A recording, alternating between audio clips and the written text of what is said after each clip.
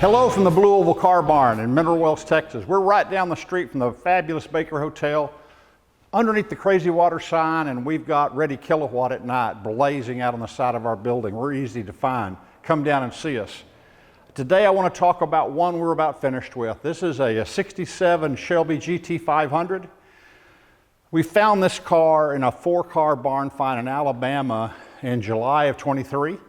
So we've made good progress with this car. As you can imagine, we were excited to build this car, so we moved it ahead of the line and got it done. There were some moments when I was not sure what to do with this car, and we'll talk about that.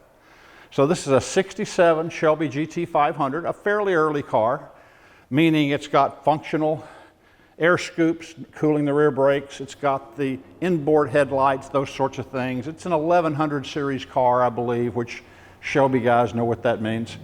And it was found in a barn, actually a pole barn, with 4 other high performance cars, a 69 302, a 69 429, and a Bosch 351. We bought all 4 cars, brought them back to Texas with a bunch of parts, including a few 427 engines that were disassembled, and then we restored the car. Now we refer to this as our car number 2.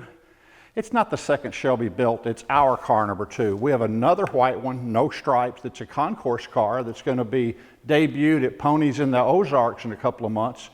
That is a concourse car. This is a car I built for myself to drive. So this is not a concourse car, so don't get chewed up with the fact that there's a few little mistakes. I know there's some mistakes.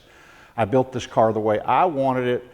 Essentially, when I was 16, 17, 18, 19, 20 years old, if I'd have had the money, what would I have built? This is it. This is what I would have built. This was my favorite car, and I put a 427 side oiler in it, which is exactly what I would have done back in the day if I was capable of doing it.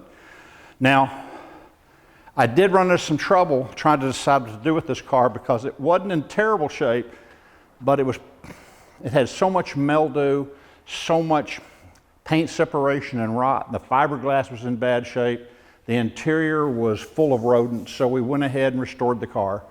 A lot of people come to me and said, leave it like it is, drive it like it is, and that is something I dearly would have liked to have done, but I couldn't